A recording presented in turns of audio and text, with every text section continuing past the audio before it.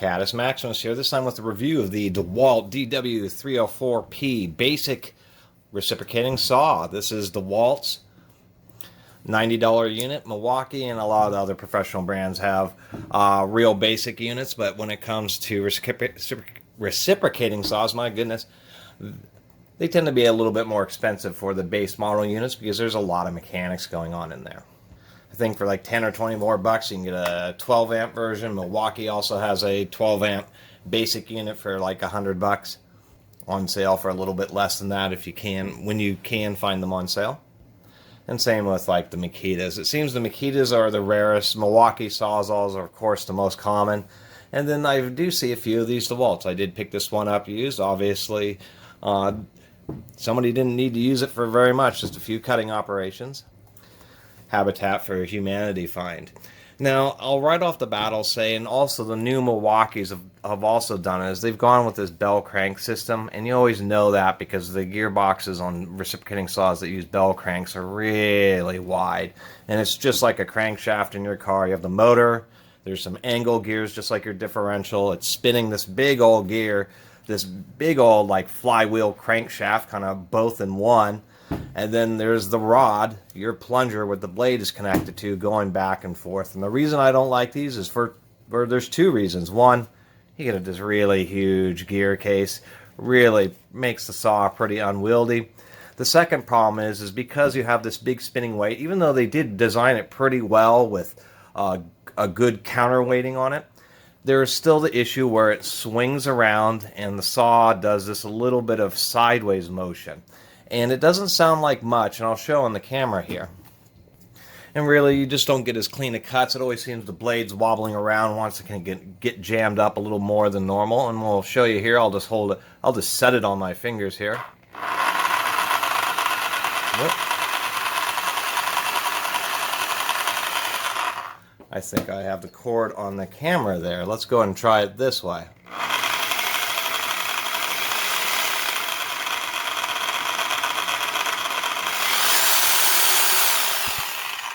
So it shakes around quite a bit. Right at that low speed, you could see where it was doing like this little orbiting action side to side, and that's really what you do not want in a recip saw, and it's always disappointed me. So why did I pick this up? Because otherwise it's not a bad saw. It has a pretty good amount of power. It has a pretty easy to use quick change system here. I do like the chuck on this because it has the ability of both putting the blade in two directions.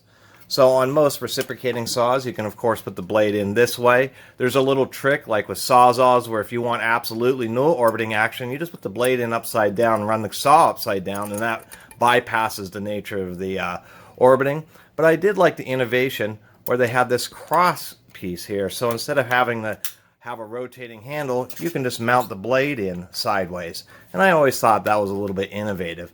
What I did not like was this huge, first, this is a big old robust guard. You can grab all around this and you do not have to worry at all about any fingers getting anywhere near the moving parts. Too bad it is, I mean, it's thick steel, pretty heavy duty. Too bad it is hugely bulky. Most recently I can think of where I was cutting out some drywall on one wall and I had to go into the corners and the corner up along the ceiling. And this whole thing, when you're trying to maybe do a situation where you're trying to go right along a corner, totally hides the blade. It's hugely bulky. Really something I didn't like for a lot of situations.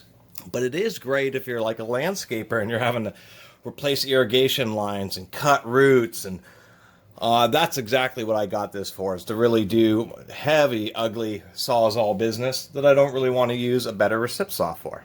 It also sucks taking these apart because you have to take this whole assembly apart. You have to actually remove the whole chuck retention mechanism so that you can pull the boot off so you can get at the gearbox screws. Really don't like that. It makes it a much bigger hassle. On a Sawzall and most other recip saws, you can take them apart without having to do a bunch of fuss with the front end. Meaning, like on this 13 amp orbital Sawzall, you pull this out and we're ready to get the boot off and then get the thing serviced. Let me go ahead and show you what I was talking about on a more smoother design. And for not a lot more money, you can get the 13 amp ones for like $150 150, 160 or something. Not a lot more money, and you just get a quantum leap in saw. Not just 13 amps, but you get orbiting. You get the swash plate design, so you have a much narrower gearbox, much narrower neck, and all the moving parts in this are moving back and forth in line with the blade, so there is no side-to-side action. And let me show you.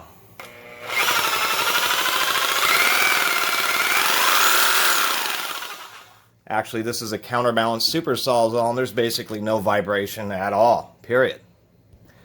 Still, one of the very best. Very difficult to beat these Sawzalls. We even compare to this Rockwell saw, which is actually a Porter Cable Tiger saw, the grandfather of them. And once they went to being called Tiger saws, they really dropped the quality. And those things really, some people had good luck. I've always seen a heck of a lot of broken ones, a lot more than old Milwaukee Sawzalls, but those Tiger saws used to be really good. So here we have a Recip saw from the 70s.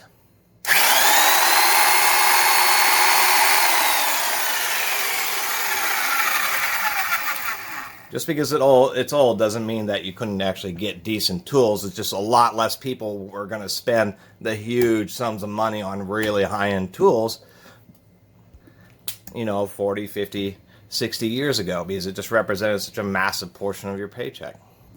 So it's kind of a shame to know that, since the Stanley Black & Decker owned Porter Cable, that instead of at least trying to use a better design, they just went with this real cheap design. It's kind of one of the product lines where Black & Decker, DeWalt has just decided they're just going to have basic units. They're not going to try to have like the industry's best recip saws.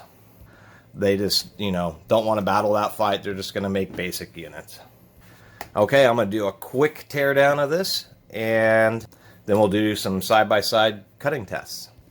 They have improved this. Actually, the older ones, they didn't, but what's nice to see is they actually have cut a slot in this front, so now we can undo the 4 screws and then just easily pull this off. You used to have to remove this whole chuck mechanism in order to get this front thing off. So it's nice to see that improvement in serviceability. Another quick note, all the spacing is so tight, you're never getting like 1/4-inch adapters. You actually need to find some kind of torque screw, and those screws are in there super tight. You actually feel the screwdriver twisting. We've got the gearbox apart. There's a top plate that goes over the top of this here, and it allows the plunger to ride and keep it going straight. Surprisingly enough, this is a Mexican-made tool, and those generally tend to be built pretty well.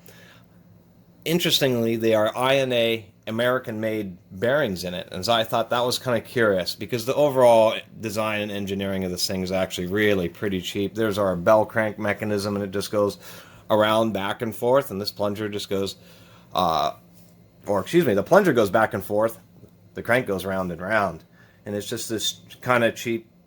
Well, this is cast metal, cast aluminum. There is a gasket, but what's really cheap is that the whole cover is actually just plastic with a actual rubber boot that's kind of pressed over it. It's not an overmold, but it's just a plastic gearbox. You do have to have the anvil all the way extended to get the gearbox off, but it's really just, pretty cheap. Here's the whole mechanism. We can just finagle this out. It takes just a little bit of force. I'm trying not to drop it here. And that's just the metal block that supports it. What's interestingly is this is actually really not designed to be run upside down because that block is just a U shape.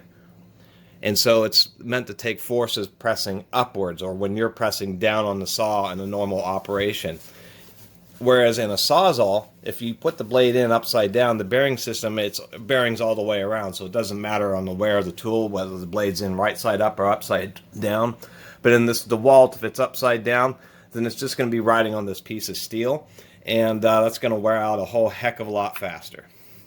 There's our piece of steel.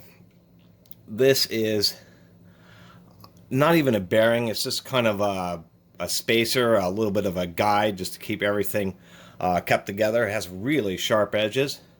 And then here's our little needle bearing for the crank, and it truly is a little needle bearing. And then we actually have the crank itself, and that should come out relatively easily. And there is indeed, if we can see, maybe from this side, there you go. Come on now. There is indeed a needle bearing in there, but that's the big issue, is this crank gear, you can see it's just a big piece of steel, so that's why it makes that funky sound when it's going around the arbor. And you can see how they drilled it and then added a bunch of mass to try to balance it out, but when the thing swings around sideways like this, it causes that sideways moment. You know, it's an okay made gear. It's not centered. It does look like it's a machined gear, but other than that, the saw really, just the overall design is just not very good at all. Overall, I suppose it's sufficient and is going to be, you know, quote-unquote heavy-duty enough, but it really is an overall cheap design, and I would generally recommend the Milwaukee Sawzall over this, or maybe even a Bosch. Just because this thing, you know, they use metal right where they need it, but just the overall design just really isn't particularly satisfying. American bearings are not. So let's go and do some sawing comparisons. Quick look at the electricals. By the way, when I was reassembling the gearbox, one of the screws had been over tightened, so as soon as I went to tighten it up after doing that disassembly, it stripped out, so that was not good news. It just has a basic grade motor. It's kind of hard to see because they got all this plastic. It's a decent size. It's a 10 amp motor, but it just has press contacts and no extra protection, so I just wanted to point that out. The variable speed trigger is just this little unit right here. It does have an integrated heatsink for the variable circuit, but one thing I was also disappointed is it's rated at 10 amps. Well, the motor is 10 amps, so it's rated at just what the motor is, whereas, you know, in many tools they overrate the triggers by a wide margin to handle surge loads and to make them more reliable, and so that doesn't really give me a lot of confidence that they use one that's rated for just enough, and it's really just a pretty small, it's just a little cast aluminum heatsink. Just doesn't give me a lot of confidence that it's going to stand the test of time, especially when you're doing operations where you're doing lots of lower speed cutting. Okay, I've got a Diablo pruning blade in here. This is a 6x6 nominal 5 3/8 or you know, 14 centimeter piece of Douglas fir, and I'm going to just do a cut with this and then the other two saws. Alright, here's the DeWalt DW304P, and on a pretty heavy piece of lumber here.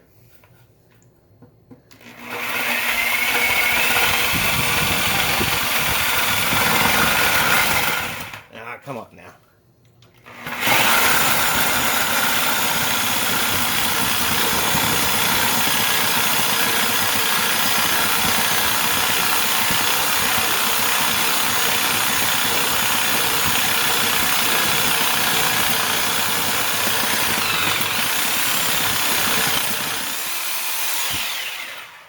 I'm not even going to bother to finish that cut because I am practically standing on this thing. I'm having a hard time holding onto this and pushing down hard enough on the saw to even get a pruning blade that is still really sharp even after cutting like that. Sorry to cut off the cutting. That was just getting annoying and even hurting my hand. I really do not like that Sawzall, that DeWalt Sawzall, enough that I think I'm not even going to keep it as a beater. I'll use this order cable or this old Rockwell as a beater. This is orbiting. It's only 8 amps, so less power than the DeWalt. But man, it has orbiting. It's going to make a big difference cutting through this big cross section of wood here.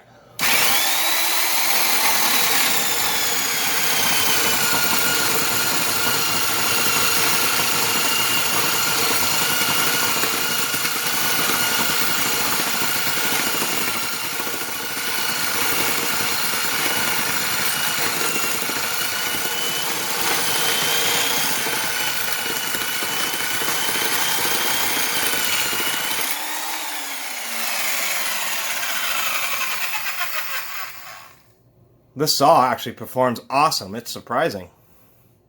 And it did make the cut pretty well, although now this blade's starting to get dull. I don't like pruning blades. They dull super fast. Here we are finally with the 13 amp Milwaukee Orbital Super Sawzall counterbalanced.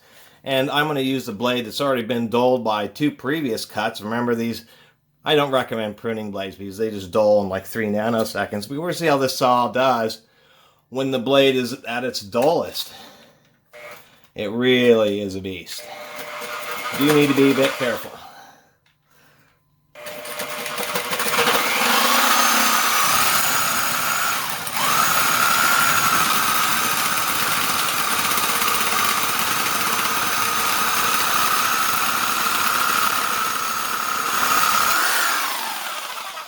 I think it was more than obvious. Holy smackerel, this cut that piece of wood like twice as fast as even the Rockwell. So I think that demonstration was painfully obvious. My goodness, I was pressing so hard on this DeWalt. I was pressing hard enough to where I would have needed to actually physically stand on it with my foot to get any more pressure. How hard you have to push and hold onto it with all of its vibration just means really sore hands. I know Makita makes some good anti-vibration recip saws nowadays. I don't have don't have one of those, but I can tell you these are still on the shelf. They have a more powerful 12 amp one. I just wouldn't do it. It's just not going to be a good saw. And for very little extra money, really like 40, 50 bucks or something, you can get a super Sawzall. And they really are the industry standard. You cannot have blind brand loyalty. Not every manufacturer, every one of their tools is the best. In DeWalt's case, many of their drills, a lot of stuff I do like. Not the recip saws. You really go, in my experience, tried and true. I mean, this saw was so fast with using a blade that had been dulled by the other saws. And on paper, only has 3 amps more power than the DeWalt, but just blew through that piece of wood. The point of the story is unless you're using a saw occasionally, in which case I just say get a Harbor Freight. If you're going to be using a recip saw regularly, you owe it to yourself to get at least a decent one. Just the amount of time that you save pays itself off within like the first 10 times you use it. And the fact that this Milwaukee has effectively no vibration whatsoever means that when you're done working, your hands aren't going to be just killing you like on this DeWalt, and it's really hard square edges, and then, of course, it's plastic gearbox, so who knows how well that's going to really hold up, or outer housing, I should say, with the weird fork thing. Having that screw strip out, just no thanks. Anyway, I really appreciate everybody watching and subscribing. If you haven't subscribed, please do. Till next time, Catus Maximus out.